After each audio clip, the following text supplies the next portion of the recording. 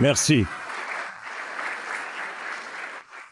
Alors, permettez-moi de commencer par vous adresser à tous un immense merci. En tant que chrétien, pas en tant que sénateur, pas en tant qu'homme politique, merci. Car vous voyez, voilà ce que je comprends.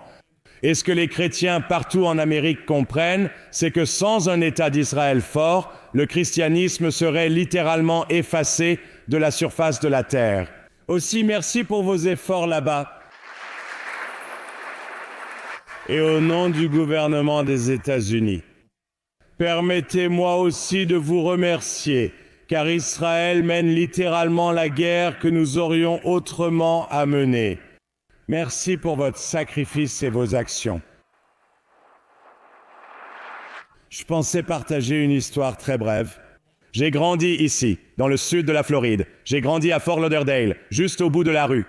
En fait, je suis né en Amérique du Sud. J'ai déménagé ici quand j'avais 5 ans et mes parents ont fait un voyage en Israël, bien sûr sans nous.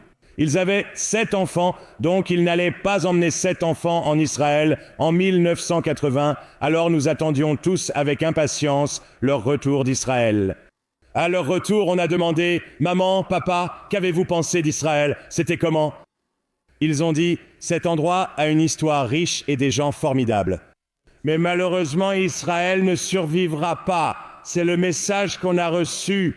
J'ai demandé, eh bien, pourquoi ne survivront-ils pas? Ils ont répondu, ils n'ont tout simplement pas d'eau. Le pays ne peut pas survivre parce qu'il n'a pas accès à de l'eau douce. Maintenant, il n'y a personne dans cette salle de moins de 30 ans qui sait de quoi je parle. Parce que personne en Israël de moins de 30 ans n'imaginerait jamais que l'eau était un problème dans les années 80.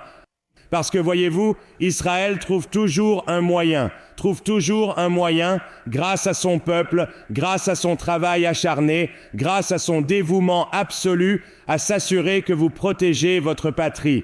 Pour arriver de l'autre côté, et ce que nous avons vu depuis le 7 octobre, c'est une nation qui s'est rassemblée avec une excellence remarquable dans la façon dont vous avez défendu votre patrie, dans la façon dont vous avez décidé.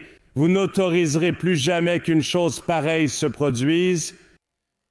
Et c'est cette intelligence, cette excellence que vous devez maintenant utiliser pour combattre une nouvelle cible bien plus difficile.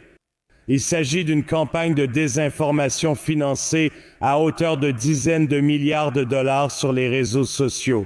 Cela a touché les campus universitaires, puis les écoles primaires et secondaires, et maintenant nos organisations à but non lucratif. Cela, franchement, et je l'ai constaté en tant que nouveau sénateur des États-Unis, a affecté nos responsables élus. Qui devrait savoir mieux et qui savent mieux, mais qui adhèrent à une propagande qui est fondamentalement erronée. Donc ma demande à vous tous ici, c'est que je vais répéter ce qu'a dit le Premier ministre. S'il vous plaît, faites tout ce qui est possible pour mobiliser l'intelligence du peuple israélien, l'intelligence du peuple juif, pour apporter la vérité sur les réseaux sociaux. Parce que nous savons ce qui est juste, nous savons qu'ils ont tort. S'il vous plaît, gardez cela à l'esprit. Avec le sénateur Moody, presque toute la conférence républicaine et moi-même, nous vous soutenons car nous savons que vous nous soutenez aussi. Merci beaucoup.